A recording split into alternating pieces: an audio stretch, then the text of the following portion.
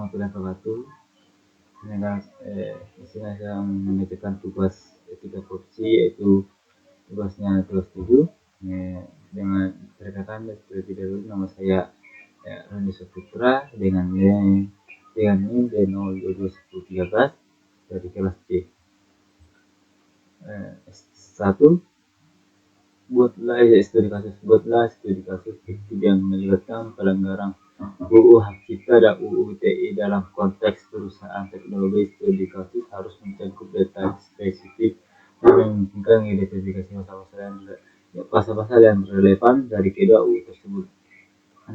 Analisisnya itu berdasarkan uraian di atas terdapat dua potensi pelanggaran hukum yang dilakukan oleh PT XYT, yaitu 1.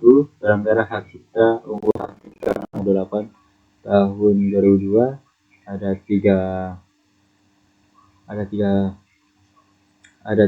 yaitu pasal 2, PT XY telah melakukan pelanggaran hak cipta Buniman dengan mengunggah video plagiarisme di media sosial tanpa izin atribusi yang jelas.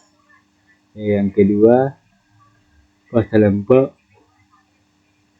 tindakan PT XYT telah memenuhi unsur pengumuman ciptaan sebagaimana dimaksud dalam pasal ini karena video tersebut telah dipublikasikan kepada khalayak ramai melalui media sosial. Yang ketiga, pasal 4 PT XYT dapat dikenakan sanksi pidana berupa denda maksimal 5 miliar atau penjara maksimal 5 tahun.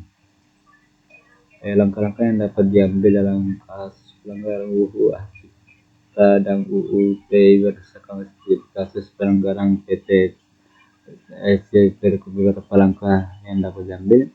Investigasi internal ada 3, yaitu perlu melakukan investigasi internal untuk mengetahui sejauh mana pelanggaran yang terjadi. Yang kedua, tim investigasi perlu mengumpulkan bukti seperti unggahan media sosial dan mengandung konten plagiat dan informasi menyesatkan. Yang ketiga, identifikasi pihak-pihak yang terlibat dalam pelanggaran tersebut. Studi kasusnya itu yang disajikan sebelumnya fiktif. Hal ini dibuat untuk menggambarkan potensi permasalahan hukum terkait pelanggaran hak cipta dan pelanggaran Undang-Undang Informasi dan Transaksi Elektronik atau UU ITE di lingkungan perusahaan teknologi. Kasus ini menyoroti pentingnya hak kekayaan intelektual dan perilaku online yang bertanggung jawab bagi perusahaan, khususnya yang beroperasi di ruang digital. 2. Analisis hukum. Berikan analisis hukum Anda terhadap studi kasus tersebut, termasuk pasal-pasal yang dilanggar dan saksi yang mungkin diberikan. Jelaskan juga langkah-langkah yang harus diambil oleh perusahaan untuk mematuhi kedua UU tersebut. Analisisnya itu pelanggaran hak cipta UU nomor 28 tahun 2002. Telah melakukan pelanggaran hak cipta Undang-Undang mengunggah video plagiarisme tanpa izin dan atribusi yang jelas.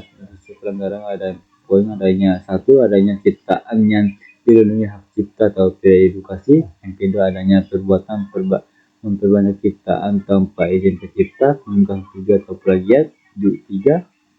Tidak adanya izin dari pencipta Buniman. Yang keempat, tidak adanya atribusi yang jelas kepada pencipta asli. Langkah awalnya yaitu investigasi internal. Lakukan investigasi internal untuk mengetahui sejauh mana pelanggaran terjadi. Kumpulkan bukti yang seperti unggahan media sosial yang mengandung konten plagiat dan informasi menyesatkan. Identifikasi korban yang terlibat. Yang kedua, menangani pelanggaran. Hubungi pemilik hak cipta. Segera hubungi Buniman memilih konten asli, sampaikan permintaan maaf dan untuk menyelesaikan permasalahan secara damai.